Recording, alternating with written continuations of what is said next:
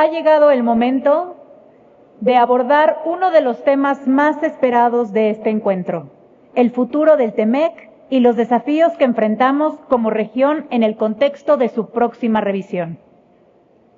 Con su presencia, damos inicio al panel binacional Los desafíos ante la revisión del TEMEC tras el histórico Día de la Liberación. Nos acompañan destacados líderes del ámbito empresarial y del comercio internacional. Sergio Espinosa, gerente comercial de Hutchinson Ports y CABE, con más de 27 años liderando operaciones comerciales portuarias en Veracruz y la zona del Golfo. Muchas gracias por acompañarnos.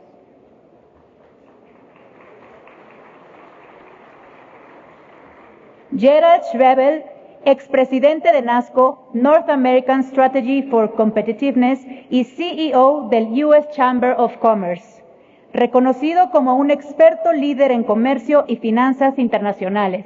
El señor Schwebel representa frecuentemente al IBC Bank y a sus clientes ante importantes líderes gubernamentales y empresariales de Estados Unidos, México y Canadá. Muchas gracias por acompañarnos. Emilio Cadena Rubio, CEO de Grupo Prodensa y Chairman de la US Mexico Foundation, ingeniero mecánico por el TEC de Monterrey, MBA por la University of Hartford, con más de 20 años promoviendo inversiones y nearshoring en México. Muchas gracias por acompañarnos. Juan Pablo Cervantes, presidente de la sección internacional de COMCE, líder en los comités binacionales México-Estados Unidos y México-Canadá. Es egresado de la Escuela Libre de Derecho y con una maestría en Derecho por la Universidad de Georgetown. Ha asesorado a cámaras empresariales en temas relacionados con tratados internacionales. Para conducir este diálogo, cedemos la palabra a nuestro moderador, Fernando Con y Ledesma, presidente de AMANAC. Muchas gracias por acompañarnos.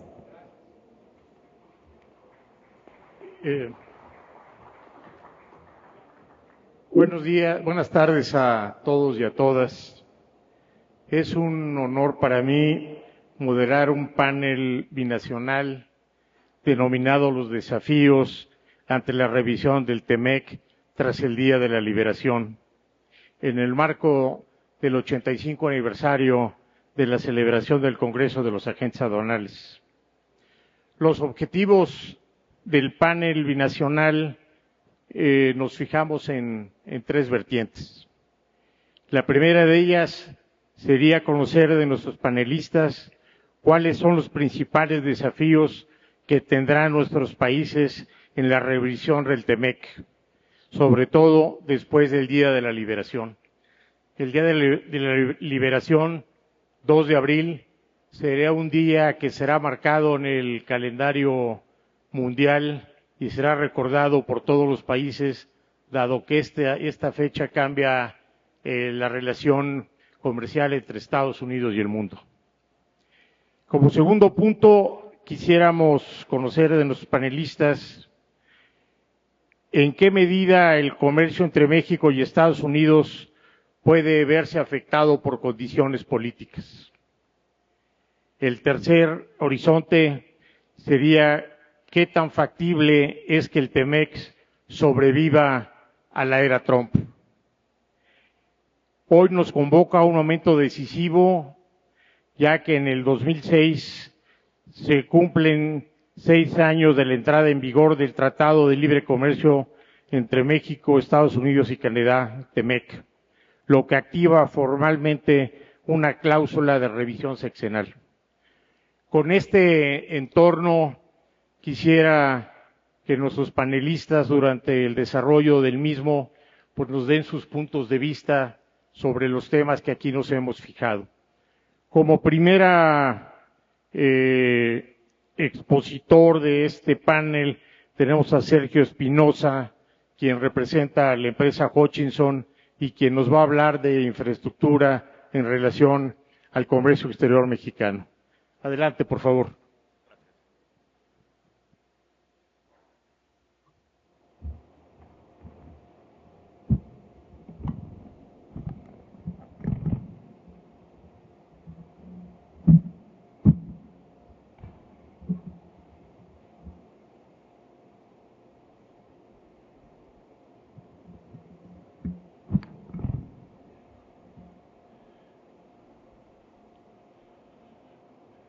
Buenas tardes. Muchas gracias a la Karen por la invitación para poder darles esta breve presentación. Como dijo Fernando, mi nombre es Sergio Espinosa, soy gerente comercial en Hutchison Ports y dentro de mis funciones pues está el establecer un canal de comunicación con ustedes, los agentes aduanales, para un desarrollo de negocios, ¿no? Sin más preámbulo, voy a empezar con la presentación.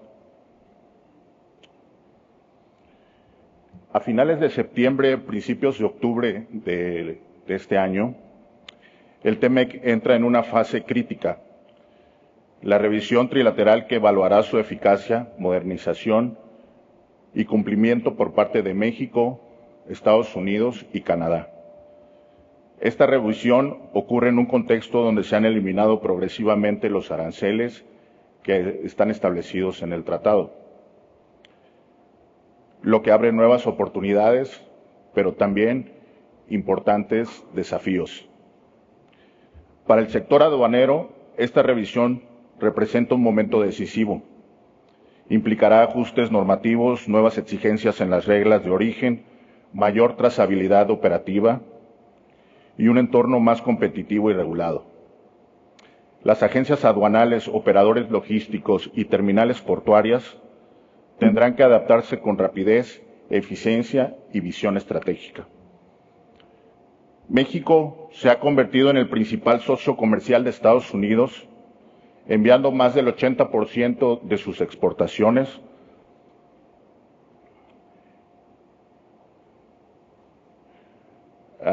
a su vecino del norte, que es Estados Unidos, ¿no? Con un intercambio que supera los $500,000 millones anuales. Pero la forma en que se mueve esa carga aún muestra desequilibrios logísticos. Como se puede ver en el slide, tan solo el 66% del comercio internacional mexicano se realiza por transporte terrestre, principalmente en la frontera del norte. Solo el 26% se mueve por vía marítima, a pesar de los miles de kilómetros de costa y los puertos estratégicos que posee México. Esto equivale aproximadamente a 9 millones de contenedores al año y apenas un 7% por vía aérea. Esta dependencia del transporte carretero ha generado sobrecostos, cuellos de botella en aduanas terrestres, mayor impacto ambiental y vulnerabilidad ante cualquier incidente fronterizo o conflicto comercial.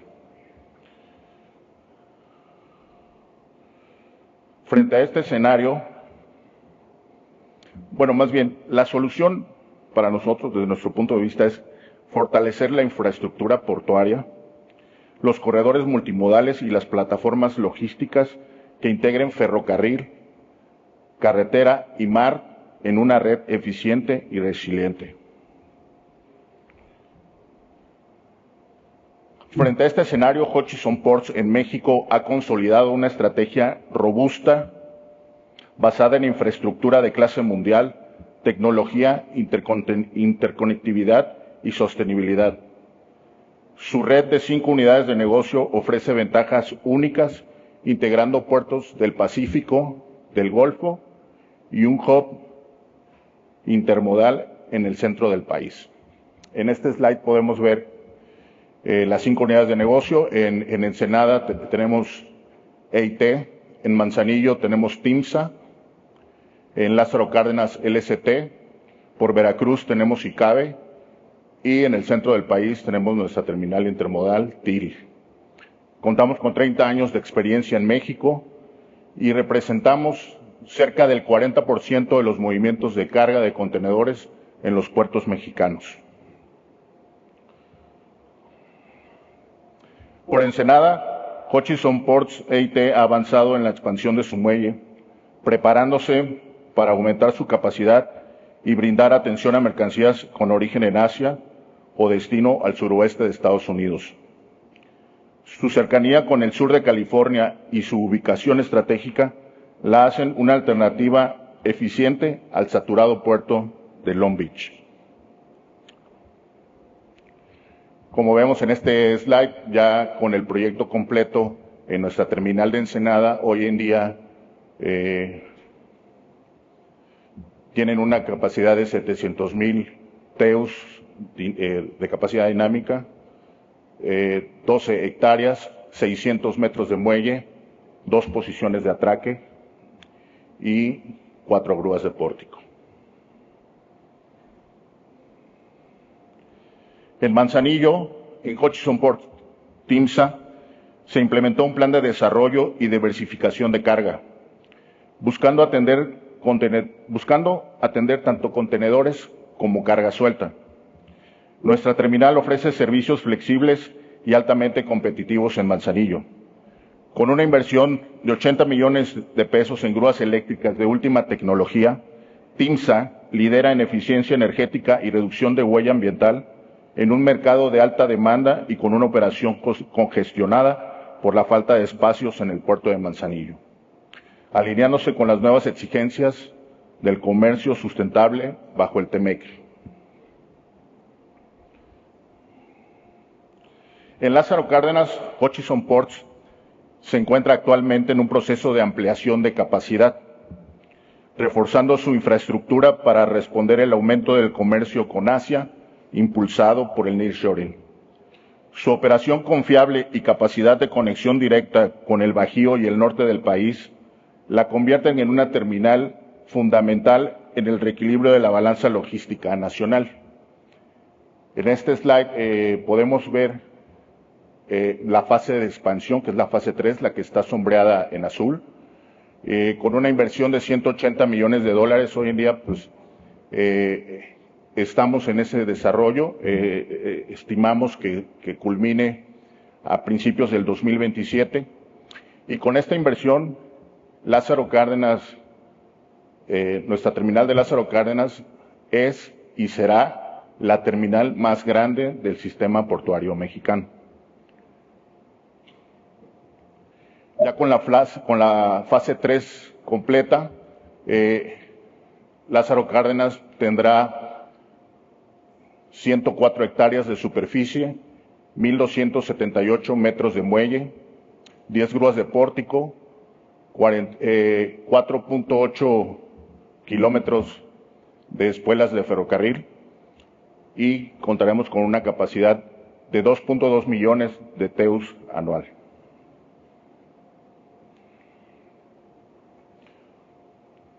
En Veracruz, la terminal especializada en contenedores del país ha evolucionado hacia un modelo automatizado y digitalizado. Con una capacidad actual de 1.3 millones de TEUs, 2 posiciones de atraque y 700 metros de muelle, ICABE opera con tecnologías como OCR, RFID y dashboards en tiempo real. Actualmente estamos en un proceso interno para avanzar a la fase 2 de expansión, que esta será próximamente, y la cual sumará 350 metros de muelle y ampliará su superficie a 73 hectáreas, posicionándose como una de las terminales más modernas del país. Ya con este proyecto completado, ICABE tendrá 73 hectáreas, 1,050 metros de muelle, 3 posiciones de atraque y 10 grúas de pórtico, así como 2.5 millones de TEUs de capacidad anual.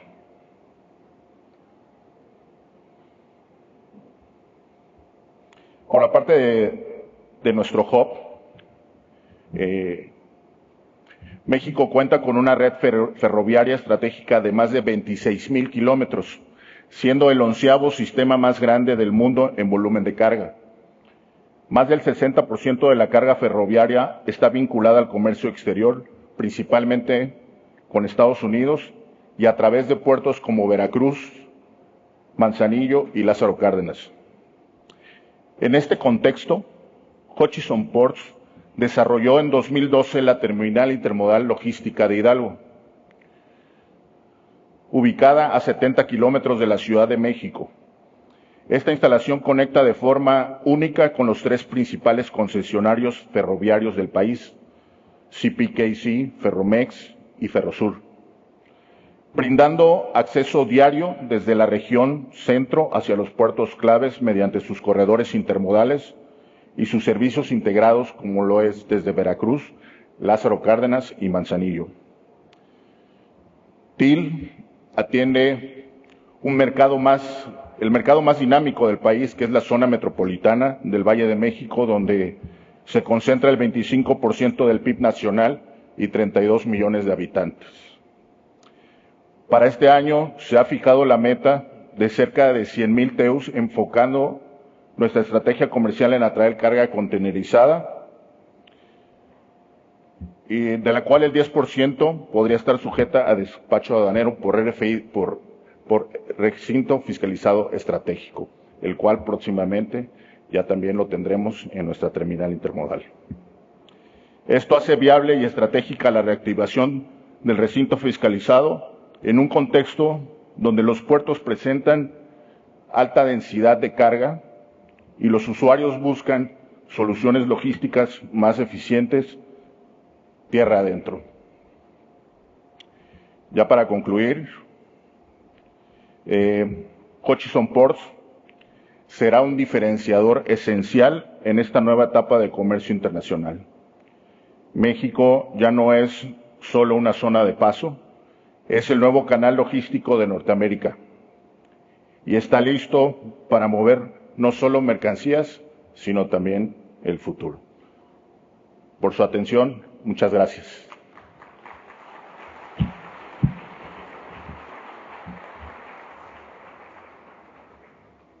Muchas gracias, Sergio, por tu presentación. Pusiste en la mesa temas de transporte integral y de terminales, ¿no?, que son fundamentalmente un soporte muy importante para el comercio exterior de nuestro país. Muchas gracias por tu presentación. Muchas gracias, Fernando. Ahora tenemos a Gerald. Sí, te toca a ti, Gerald.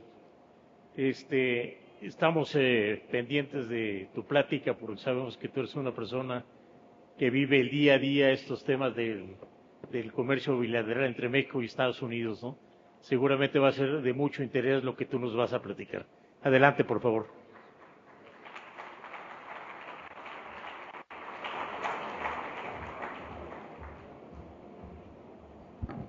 Muchas gracias, muy buenas, ya son tardes. Gracias a Karen por la amable invitación que nos han hecho para participar en este foro que ya llevamos, nuestra institución, nuestro banco, llevamos más de 4, casi 5 décadas en participar. Y en lo personal reservo un privilegio privado de que mucho de lo que yo hoy hago, no solamente como banquero, sino que en realidad un promotor de desarrollo económico de Norteamérica, mucho lo he aprendido de ustedes. Muchos de ustedes están en este salón. Veo a muchos amigos. Yo creo que el más viejito de todos, así que con respeto, por favor, con las preguntas. Entonces, me da gusto estar con todos ustedes y ahora ojalá que me permitan dar unos puntos de vista de mi participación, cómo estoy involucrado yo y lo he hecho, como digo, casi cuatro décadas, iniciando mi carrera en la banca, en particular con el Banco IBC, para haber participado en el primer Tratado de Libre Comercio, Telecan, representando el sector privado americano, como presidente de una organización que se llama hoy Border Trade Alliance, Alianza de Comercio Fronterizo, que todavía existe. Y luego también participé como presidente de NASCO y finalmente participando, que era un gran promotor del corredor de Norteamérica, y establecer la infraestructura adecuada para fortalecer el comercio que todos esperábamos de que era el Telecan. Y luego últimamente también participé de parte del US Chamber of Commerce como miembro del US Mexico Economic Council, que estamos participando junto con mi amigo Emilio Cadena, con el CEO Dialogue del US Chamber, él por parte de México, yo por parte de Estados Unidos, y en particular encabezo el Comité de Trabajo de Política Comercial del sector privado del US Chamber of Commerce de Estados Unidos. Así que, en base a esa experiencia, esos comentarios van a ser breves para permitir las preguntas. Yo creo que, siendo el americano que está en el presidio ahorita, ustedes quieren escuchar mis perspectivas de qué es lo que estamos viendo en el panorama, cómo participamos nosotros. Dentro del Comité de la Política Comercial tenemos una reunión cada semana, totalmente tratando de adaptarnos al todo el tema de los aranceles que estamos viviendo. Liberation Day, el 2 de abril, así le llaman, el 2 de abril de este año. Le preguntaba a Emilio, oye, el primero fue April Fool's Day, que es el Día de los Inocentes, era el día 1 de abril, el segundo día, pues empezamos los temas que hicimos los inocentes, el segundo día de abril. Pero en realidad el tema, la fecha era el 20 de enero, cuando entró de nuevo nuestro presidente Donald Trump a asumir este puesto. Pero, ¿quién de veras está sorprendido de lo que está pasando? Si de veras tuvimos la fortuna de haber visto 4 años durante su primer periodo y trabajando con él sus políticas como presidente. Así que todo lo que él ha estado diciendo, hizo durante la campaña que iba a hacer, llegó el 20 de enero y dijo, esto va a suceder a partir del día 2 de abril. Y nuestra vida, pues en realidad, ha habido una disrupción como el máximo disruptor de nuestra vida comercial. Para los que vivimos en la frontera, y contamos la historia de lo que vivimos cada día. Yo, como mi oficina está en Laredo, Texas, enfrente de la carretera 35, donde empieza en Laredo, pero sigue la carretera panamericana. Así que yo hablo de lo que vivo diario. Cuando voy a Washington o cuando vengo a México, les digo a mis amigos del sector público, ustedes viven en Washington, ustedes viven en México o en Ottawa, yo vivo en Laredo, Texas, donde el puerto de comercio más importante de Norteamérica existe y yo lo vivo. Y eso es lo que relato, lo que ustedes me comentan. Entonces, la política que hemos visto de lo que es America First Trade Policy, que es la política del presidente Trump, no es diferente en realidad de ninguna política comercial de ningún país. Cualquier política comercial de cada país toca 3 puntos principales: proteger empleos de su país, proteger sectores importantes de su país y la seguridad nacional. México, la política de México es igual, la política de Canadá es igual y la política de Estados Unidos es igual. ¿Cómo lo manejamos? Cada presidente lo maneja. Ese es un reto. Cuando vamos a hablar hoy de los desafíos de estas políticas comerciales, en particular la americana. Cuando negociamos los tratados, tanto el TLCAN y el TEMEC, era con el tema de competitividad, de competir a nivel mundial. Somos más fuertes unidos que divididos. Y eso sigue siendo real hoy mismo. Entonces, cuando hablamos de esos desafíos, vamos a considerar los siguientes, porque yo, como representando al sector privado y representando este comité de trabajo de política comercial, tocamos 3 puntos importantes. Número 1, proteger y respetar el tratado actual. Número 2, eliminar o reducir cualquier barrera o interrupción a la cadena de suministro de Norteamérica. Pero más importante, número 3, expandir y permitir mayor diálogo entre el sector privado y el sector público. Y esa es para mí la parte que de veras debemos de poner mucho más énfasis, y quizás es uno de los desafíos más importantes, de que no hay un diálogo firme, robusto y en realidad franco y confiable entre el sector privado y el sector público. Es una plática quizás de uno al otro, pero no es diálogo. Entonces yo voy a tocar con los siguientes desafíos. Número 1, sigue siendo infraestructura. Escuchamos puertos de Hutchinson, pero la infraestructura de la frontera, la infraestructura de nuestros países, de carreteras, de puertos, de los cambios de ahora plataformas logísticas y la participación de permitir al sector privado en el desarrollo de esa infraestructura es sumamente importante porque los gobiernos no pueden pagar por todos. Y por eso ha habido resistencia del sector público, de los gobiernos, decir, no, pues, dame el dinero y yo lo gasto. Eso no es ser socio. Permitir que el sector privado participe con sus procesos. Nosotros como empresarios somos exitosos porque sabemos manejar y operar empresas. Permítanos participar en ese proceso de infraestructura.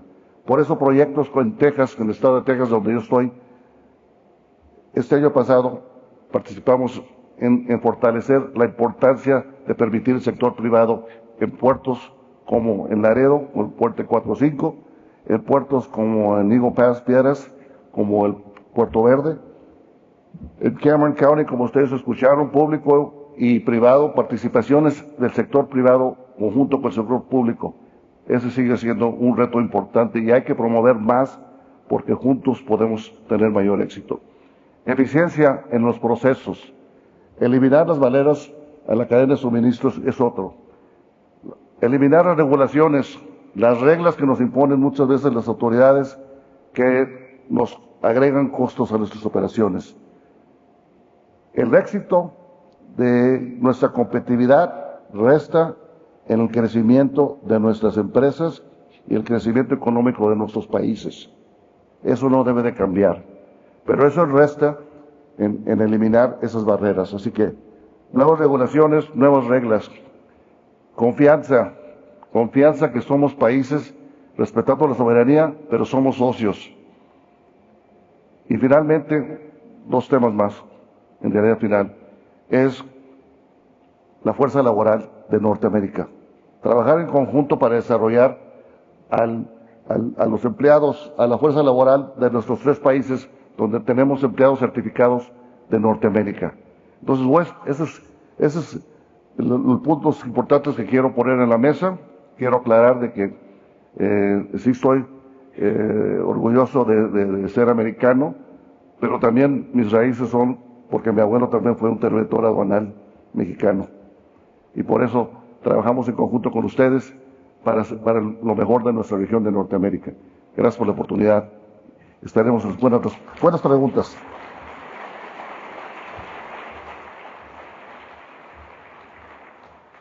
Gracias, Gerard. Bueno, dijiste tantos conceptos interesantes que yo quisiera retomar tres, ¿no? O sea, tú hablas que en el comercio internacional y cuando tienes acuerdos comerciales con diferentes países, proteges tres conceptos. Uno, tu fuerza laboral. Dos, tu comercio. Y tres, tu soberanía. Yo creo que eso es uno de los retos importantes que nuestros países deberían de llegar a una conciliación para terminar de afinar un comercio entre los tres países que nos lleve a un futuro lejano. Gracias por tus conceptos, Gerald. Bueno, ahora vamos a hablar con Emilio, que ella es un amigo de la Casa de los Agentes Aduanales, ¿no? Ya has participado en diferentes foros y siempre hay la expectativa de escucharte, dado que tú estás muy relacionado con la Fundación México-Estados Unidos, ¿no? Adelante, por favor. Gracias primero a Miguel por invitarme otra vez, como lo han hecho otros presidentes de CAREM. Gracias, Fernando, por estar moderando este panel. Yo me voy a quedar aquí si no tienen problema, no traigo presentación, pero de aquí no le echamos. Déjame tratar primero contestar la primera pregunta que hacías. Es, ¿qué retos tiene el TEMEC? Porque creo que es importantísimo que lo analicemos. Y yo creo que el reto más importante que tiene el TEMEC es que el TEMEC se creó en un momento y se revisó en un momento totalmente distinto a las condiciones del comercio mundial que vivimos el día de hoy. Entonces, si alguien de nosotros pretende que el TEMEC no se va a actualizar, me parece que no está leyendo el periódico todos los días o las noticias todos los días. Y déjenme tratar de explicarlo por qué. El profesor, el doctor Roberto Durán del TEC de Monterrey me dio esta explicación, siempre le doy el derecho de autor, pero me encantó. En 1990, cuando realmente se empieza ya a gestionar y a terminar, gracias a Jerry, el primer NAFTA, todo lo que se hablaba de cadenas globales de valor era dónde puedo producir que sea lo más barato posible. Esa era la única discusión. Y como esa era la única discusión, políticamente te podías animar a decir hay que hacer un acuerdo de libre comercio. Vamos a abrirnos con el mundo y a vender y a comprar de lo más barato que puedas encontrar. No hay duda que México ahí fue un gran ganador, un gran ganador. Yo creo que el ganador más grande ha sido Estados Unidos, ahorita hablamos de eso, pero también China fue el absoluto ganador de este tema de la apertura y hay que ver qué hicieron ellos muy bien. Entonces, después tuvimos una transición a principios de siglo que la sustentabilidad empezó a tomar un valor más importante para nosotros para ver dónde teníamos los proveedores. Estoy hablando como fábricas, como los manufactureros. Entonces empezamos a decir, ¿tiene sentido que mi cadena de valor esté en China? ¿Tiene sentido que mi cadena de valor esté en Europa? Y entonces, por sustentabilidad, y hay que decirlo aquí con el liderazgo de Europa, las empresas empezaron a decir, bueno, voy a pagar un poquito más por esta parte, pero va a tener menos huella ambiental. El environmental footprint de mi producción va a ser más bajo. Entonces, ahí es el inicio de la regionalización de las cadenas de valor, del famoso nearshoring, es hace mucho más que los últimos 2 o 3 años, y me parece que eso va a quedar vigente, porque muchas empresas siguen teniendo sus compromisos de sustentabilidad y van a seguir tomándolo en cuenta. Pero el día de hoy eso no es lo más importante y sin duda eso no es lo más importante para Estados Unidos. El que no vio el inauguration del presidente Trump, drill baby drill, no lo voy a juzgar, simplemente pensando cómo él piensa. Este tema ambiental, quitar tema de beneficios para los autos eléctricos, etcétera, no es lo más importante para la definición de cadenas globales de valor para los Estados Unidos. Y por lo tanto no es lo más importante para México. Hoy la geopolítica, ¿sí?, y los riesgos políticos, los conflictos políticos es lo más importante en la decisión de las cadenas globales de valor. No para nosotros, no para las fábricas, pero sí para el presidente Trump y por lo tanto para los Estados Unidos. Y entonces tenemos un momento en el mundo que sí empezó en el Trump 1.0, donde el gobierno se mete a hacer política industrial, pero porque le importa la política de seguridad nacional, como decía Jerry. Entonces, ese es el momento que estamos viviendo el día de hoy. Tan así que si el lugar donde nosotros estamos pagando arancel, siempre que no sea TEMEC, es el IEPA, que tiene que ver con seguridad nacional, tiene que ver con fentanilo y con migración. Entonces, me parece que pensar que, que Estados Unidos va a cambiar de filosofía nomás cuando se vaya Donald Trump, me parece que es totalmente incorrecto, ¿Por qué? Porque nadie va a ganar una elección en Estados Unidos en los próximos 20 años diciendo, vamos otra vez a volver a la apertura comercial y vamos a comprarle todo a China. Eso es inviable. Y además creo que en el fondo, en algunas cosas, Donald Trump tiene razón. Porque hay algunas cadenas de valor del mundo que se comprometieron. Y déjeme dejar fuera el tema de seguridad nacional, que ojalá que no sea el problema del mundo. Me parece terrible que ese sea el problema, pero sí la resiliencia de cadenas de valor. Hay que volver a acordarnos del COVID, que fue hace muy poquito. Por ejemplo, la cadena de valor de la industria farmacéutica. El 80% de los ingredientes activos para hacer medicamentos genéricos en el mundo viene de China, Una parte también de la India, pero la India el 70% se lo compra a China. Entonces, no hay cadena de valor resiliente de medicinas si no tiene relación con China. Eso para mí hace que yo creo que Estados Unidos y China no van a tener un problema bélico, porque entonces tenemos un problema de otra índole, ¿sí? Otro es el tema de la electrónica. No hay ninguna planta en Norteamérica, es más, en América ni en Europa, que produzca PC boards.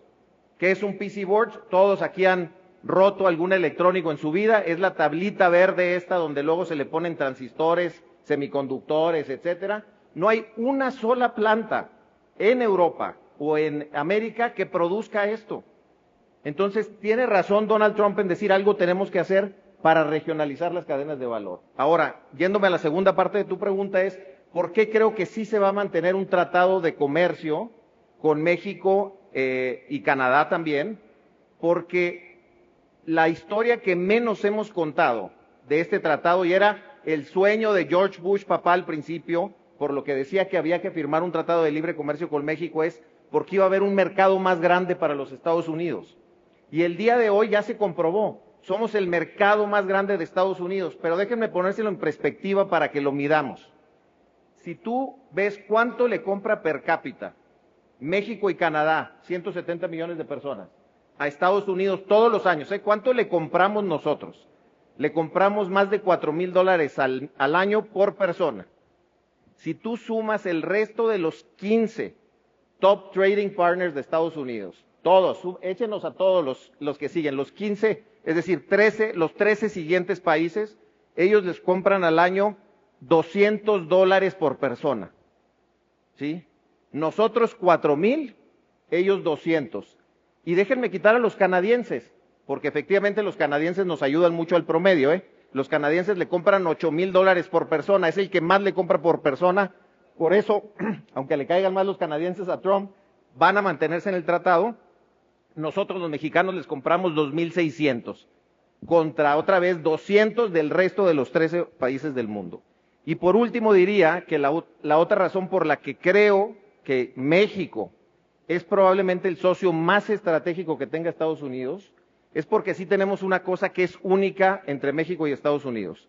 Nosotros somos el único país del mundo, inclusive Canadá, lo quito, donde la correlación de generación de empleo industrial, que es lo que le importa a Donald Trump, y yo creo que hay que creerle que sí quiere generar industrialización. De hecho, hoy vi los datos del crecimiento de manufactura en Estados Unidos y es récord.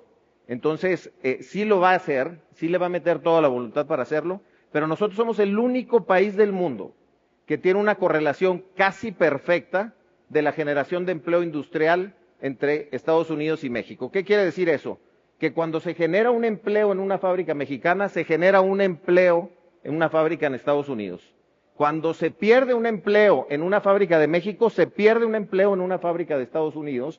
Y esta correlación, que era como del 80%, hoy es como del 98%. Después de la pandemia se hizo más, todavía una correlación más perfecta entre México y Estados Unidos. Entonces, creo que debemos nosotros, a veces nos pasa, y estuvimos en San Diego hace unas semanas en el North American Forum ahí, y Tom Shannon de Estados Unidos decía, no queramos nosotros, ¿sí?, restaurar el régimen anterior antes de Donald Trump, no va a llegar. Entonces más vale que lo superemos y que digamos, bueno, ¿cuál es el nuevo acuerdo comercial que tiene todo el sentido del mundo hacerlo? Porque tiene sentido trumpista, porque México le ayuda a Estados Unidos a generar mejor inversión, más crecimiento industrial, porque por cierto, la mayoría de los productos que nosotros intercambiamos con Estados Unidos son bienes intermedios. Es decir, lo que producimos nosotros en las fábricas de Prodensa se va y se usa en otra fábrica en Estados Unidos para tener un producto terminado, ¿no? Entonces, creo que se va a mantener. Ahora, cierro con esto. Si el reto de las cadenas globales de valor y la definición del tratado va a pasar por la parte de la seguridad nacional y la geopolítica, no hay un actor más relevante para esto que los agentes aduanales. Porque ustedes son los que nos pueden ayudar a nosotros a que los americanos confíen en nuestras cadenas de valor, ¿sí? Por eso creo que este tema de las OEAs, el CITIPAT, la IVA y IEPS, que por cierto hay que decirlo, la fragilidad de todo este comercio que yo les estoy diciendo depende de 3,700 empresas IMEX con certificación IVA y IEPS, De repente yo veo que la gente dice, oye, las IMEX y las maquiladoras, pues más vale que las cuidemos. Ya saben que yo tengo corazón maquilador porque vengo de ahí y a eso me dedico todos los días, pero es lo que mantiene a México como este gran socio comercial. Necesitamos de los agentes aduanales para que nos ayuden a seguir siendo un actor confiable del comercio exterior. Muy bien, Emilio, muchas gracias.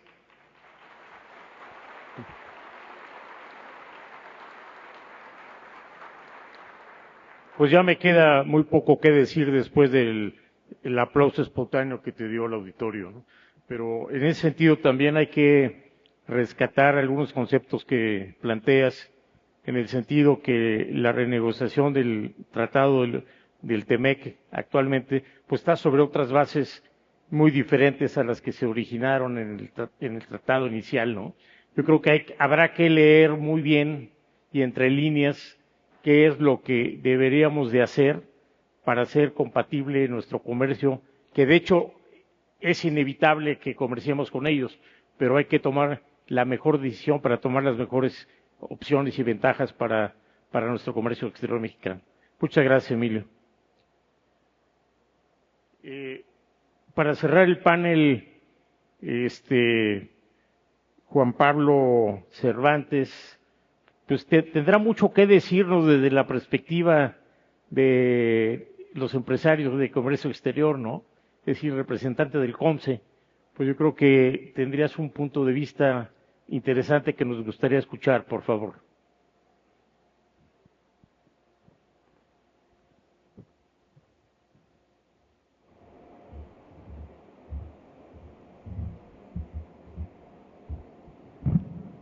Pues muy buenas tardes.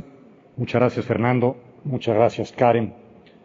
En representación de don Valentín Díez Morodo y de Sergio Contreras, presidente vitalicio y presidente ejecutivo de COMCE, pues me da muchísimo gusto el poder estar con ustedes compartiendo algunas ideas. Veo a buenos amigos por aquí de Karen y a su vez, qué gusto poder participar y compartir el panel pues con estimados colegas y amigos, Emilio, Gerard, Fernando, Sergio. Y como mencionaba ahorita Fernando, después de escuchar pues las presentaciones que me preceden, pues ya no hay mucho que decir porque han sido magníficas. Pero bueno, quisiera quizás compartir algunas ideas. Tengo el gusto de presidir el Comité de América del Norte del COMCE. Y en ese comité me acompañan gente muy destacada que ustedes conocen. En el Comité México-Estados Unidos está Ken Smith, que pues no necesita ningún tipo de presentación.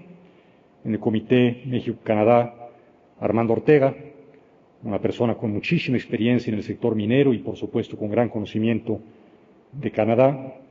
Y en el Comité TEMEC, Antonio Ortiz Mena, que lleva muchos años justamente analizando estos aspectos. Y dentro del propio comité, pues vemos ciertamente y tratamos de seguir los retos que ya nos adelantaba Fernando, que nos comentaban pues Jerry y también desde luego Emilio, pero quisiera ahorita compartir con ustedes quizás algunas ideas más en función de las oportunidades que también le vemos. En el radar global, ¿dónde estamos? Bueno, pues creo que para ninguno de nosotros es noticia, ¿no? Tenemos un contexto, pues de alguna manera retador, ¿no? Que todos conocemos, todos lo escuchamos y lo leemos a diario en los diarios. Pero eso me lleva pues a las ventajas de México. Por un lado, pues la ubicación, ¿no? Había por ahí algún autor muy conocido que decía que la geografía es destino. Y pues creo que a nosotros nos ha colocado, por supuesto, en un punto realmente destacado y pues al cual debemos de seguir sacando provecho. La cercanía con Estados Unidos, me viene ahorita a la mente una anécdota que se dice que comentó hace muchos años el presidente de Singapur, en donde hablando con México, pues México decía, bueno, pues es que alguno de los retos, ¿no? Nuestra cercanía, nuestro vecindario con Estados Unidos, 3,000 kilómetros de frontera y demás. Y que se voltea y le dice, ¿qué daría yo porque tuviéramos 1 kilómetro de frontera con Estados Unidos? Es decir, creo que con esto, pues de alguna manera ejemplificamos la ventaja de ser vecino del propio Estados Unidos. Ahora bien, México como imán de inversión, ya lo platicábamos. Por un lado, pues el ancla del TEMEC, ya nos lo explicaba justamente Emilio hace un momento, la enorme importancia y el enorme valor de ser miembros pues del mercado más dinámico del mundo, ¿no? Que tiene, por supuesto, como ancla el propio TEMEC, y de ahí la importancia, desde luego, pues de defender el tratado en la próxima revisión el año que entra. Ahora bien, imán de inversión extranjera directa. Hablamos mucho del nearshoring, palabra que pues de alguna manera quizás ha perdido cierto lustre en los últimos meses, pero que me parece que sigue siendo enormemente relevante y sobre el cual creo que también debemos enfocarnos. El crecimiento manufacturero, pues nadie como Emilio y como Gerald, y pues por supuesto el propio Sergio lo conoce mejor que nadie. ¿Cómo podemos seguir atrayendo empresas que vean a México como la gran potencia que ya lo es y como la gran plataforma para poder seguir exportando hacia el mercado de Norteamérica? Generación de empleo, ya lo mencionaba justamente Gerardo y ya lo mencionaba también el propio Emilio.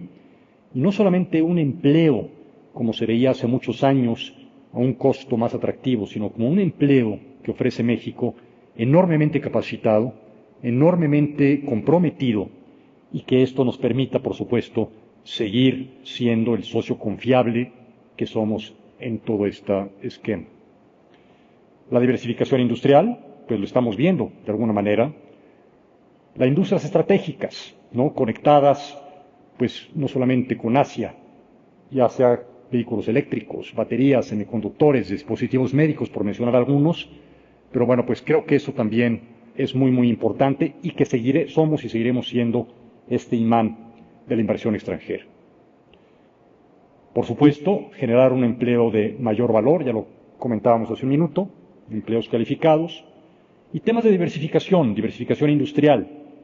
Creo que pues no solamente se abre la puerta a las industrias que ya también todos conocemos, sino industrias estratégicas que ya también se han mencionado en este panel, en paneles anteriores.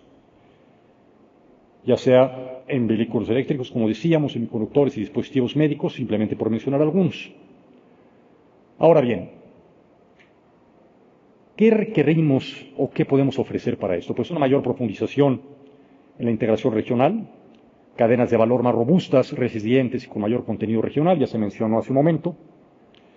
Mayor intercambio comercial, esto que nos va a permitir pues tener ciertamente un incremento, que creo que lo hemos visto, no solamente en los últimos 30 años, desde que se firmó el tratado original, sino en los últimos 5. Las cifras, no me dejarán mentir, cada vez son mayores, cada vez son más importantes, y creo que eso, por supuesto, nos ayuda a poder subrayar la importancia de México como miembro clave del tratado. Impulso a la infraestructura, ya se mencionaba también la infraestructura como un factor clave. Creo que el aumento de comercio e inversión requerirá el que haya pues una infraestructura, ya sea logística, puertos, carreteras, ferrocarriles y cruces fronterizos, donde la labor que todos ustedes llevan a cabo pues es ciertamente fundamental. Ahora bueno, hablando pues de nuestra plataforma y de una red comercial pues ciertamente muy robusta, el poder manufacturero pues ya lo somos potencia a nivel mundial. Nuestra amplia red de tratados, bueno pues creo que eso también nos convierte en un socio clave para nuestros otros socios comerciales. Todos conocemos perfectamente, ¿no?, nuestra red de tratados comerciales con más de 50 países y pues 3 tratados nos dan obviamente una puerta directa, ya sea a Europa a través del Telecum, que me parece que es fundamental, Asia-Pacífico a través del CPTPP, Alianza Pacífico a través de nuestros socios también en Sudamérica. A ver, México pues sin duda estamos posicionados como potencia también a nivel tratados. Y luego pues como atracción de inversión extranjera directa, nuestras fortalezas pues nos permiten seguir atrayendo pues grandes productores a nuestro país. El capital humano, del cual ya se mencionó, pues obviamente somos ampliamente reconocidos en el mundo por tener un capital humano muy robusto, muy sólido y muy fuerte. Quisiera mencionar rápidamente, pues creo que también esquemas que se han propuesto y que ya están hoy por hoy en marcha, como el Plan México, ¿no?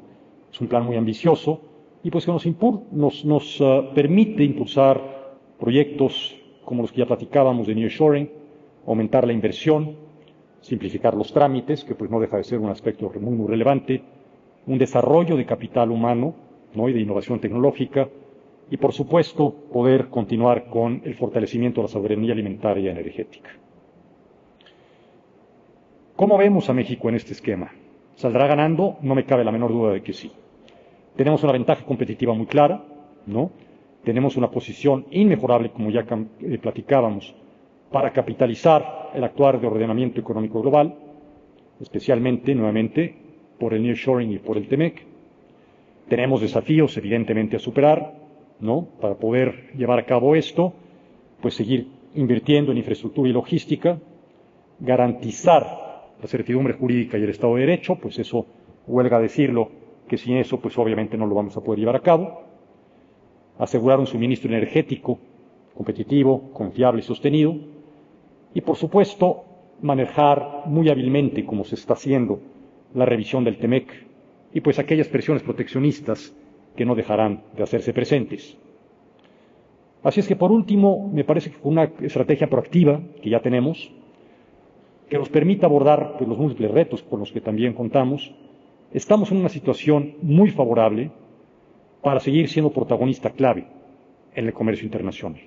Muchas gracias.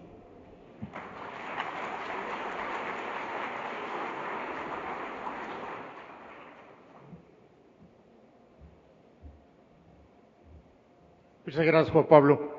Bueno, fue muy interesante escuchar la visión de COMCE desde la perspectiva de los exportadores mexicanos.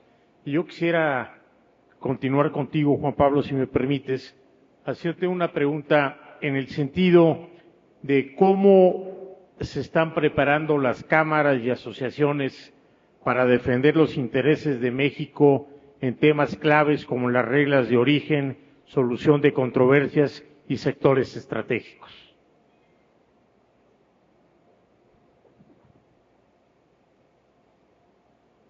A ver, yo creo que ha habido una preparación muy profunda, no desde ahorita. Yo les diría que desde la primera administración del presidente Trump, en donde las cámaras, incluyendo COMCE, pues hemos estado llevando a cabo labores muy interesantes en diversos foros. Me viene a la mente, ¿no? Por ejemplo, todo lo que es el cuarto de junto, en donde se ha participado de manera muy puntual con los negociadores en aquella primera, pues obviamente en la primera revisión, y que se está llevando a cabo ahorita. Es decir, creo que hay gente muy conocedora, muy capaz, que pueden aportar ideas muy sólidas justamente de cara a esta revisión. Todas las cámaras, y por supuesto, empezando pues con Karem, están llevando a cabo estos labores de manera muy puntual, y creo que lo estamos haciendo además de manera muy bien organizada con el propio gobierno para poder no solamente dar nuestro punto de vista, sino contribuir con el expertise que pues cada uno de los que estamos aquí presentes podamos dar. Muchas gracias. Bueno, yo doy fe de eso porque felizmente tenemos un comité marítimo y de comercio exterior en donde COMCE forma parte de él, así como con Camín, Carmen y Yamanac. Y yo creo que la ayuda conjunta de asociaciones y cámaras pues fortalecen en mucho las negociaciones que pudiéramos hacer. Muchas gracias por tu respuesta. Al contrario, gracias a ti. Gerald, ¿consideras que la revisión del TEMEC será una amenaza o una oportunidad para avanzar hacia una mayor integración logística y regulatoria? Good question. Good question. Sí. Oportunidad. Ya contestaste. Sí, ya contesté. Mira, son oportunidades. Yo soy de las personas que vemos el vaso, cuando vemos, dice, verlo half full or half empty, Entonces, vacío o lleno. Hay que ser optimistas. Y hay que entender claramente de que es una revisión.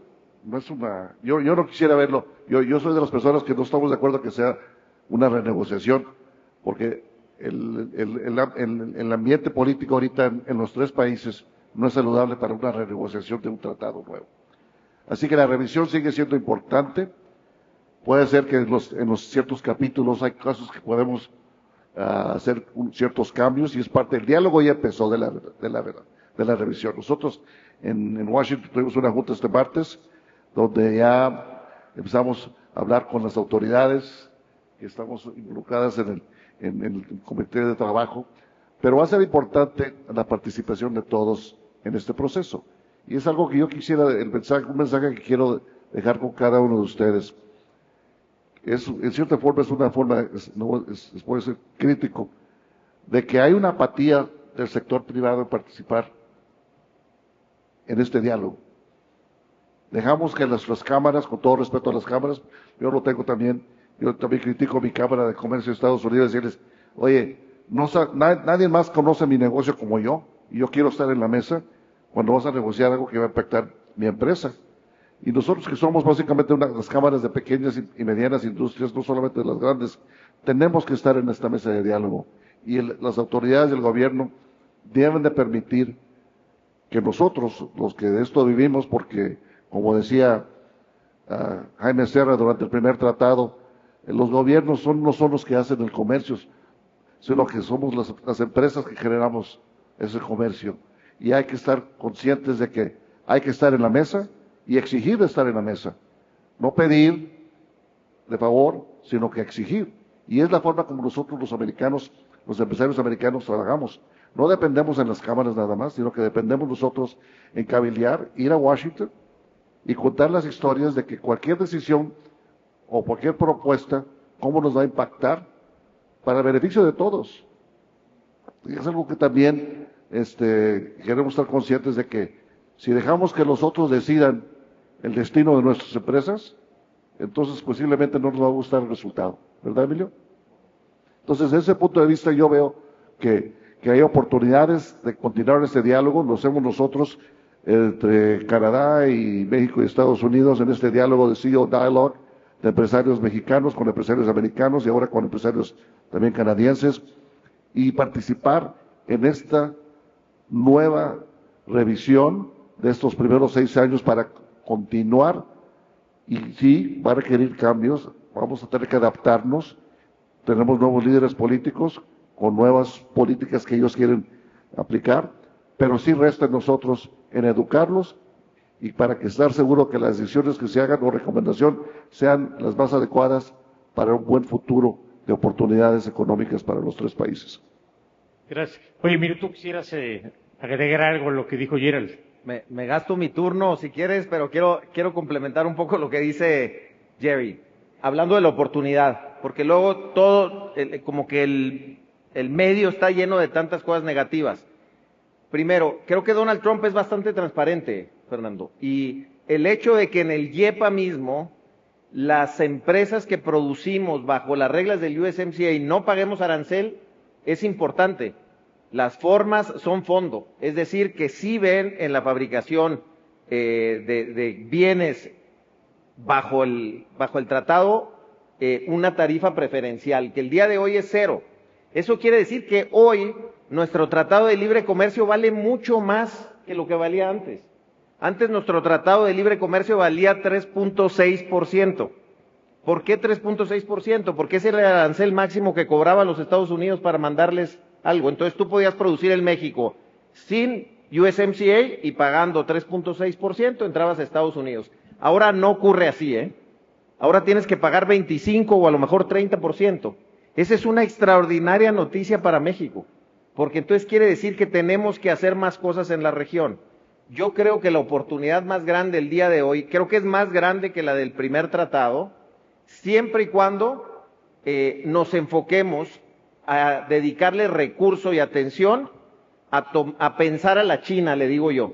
¿Qué quiere decir pensar a la China? Es empezar a producir nosotros en la región. No es el ecosistema que está muy bien de la logística, se necesita, es parte de la competitividad, o el de los agentes aduanales, es quién es el dueño de los fierros. Estados Unidos importa hoy de Asia, nada más de Asia, 1.3 trillones de dólares al año.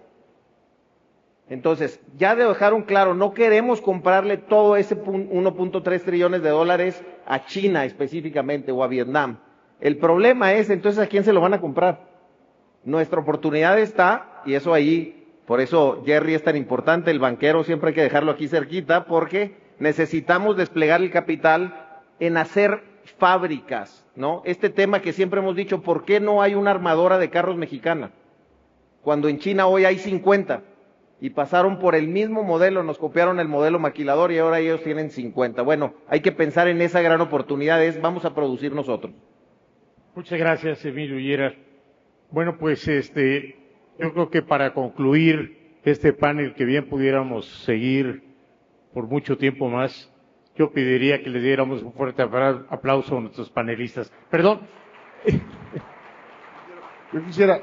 Yo quisiera, si me permites, por favor. Acabo de saludar a una amiga nueva de Yucatán y para cerrar un foro adecuado, yo creo que hay que ser optimistas. Y recordé un dicho yucateco por los que son de Yucatán, que vale la pena repetir porque hay que tener un poquito de, pues yo creo, de risa. Es que hay un dicho yucateco que dice: el día que se acabe el mundo, nos vamos todos a Mérida. ¿Verdad? Así que el mundo no se va a acabar, pero el día que se acabe, nos vamos todos a Mérida. Así que hay que ser más optimistas y estar conscientes de que restan todos nosotros. Bueno, pues hay que comprar un boleto de avión a Mérida. Pues ahora sí viene el aplauso de verdad para nuestros panelistas, por favor.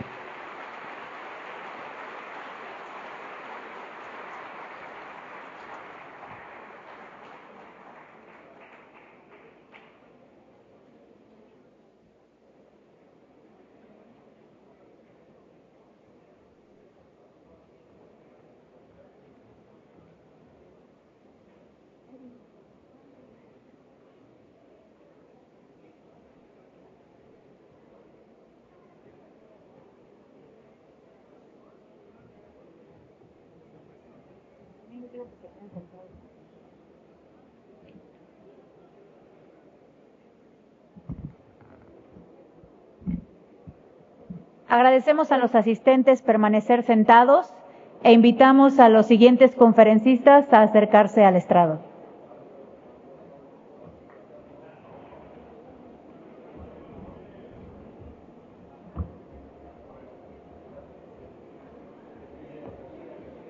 Oye.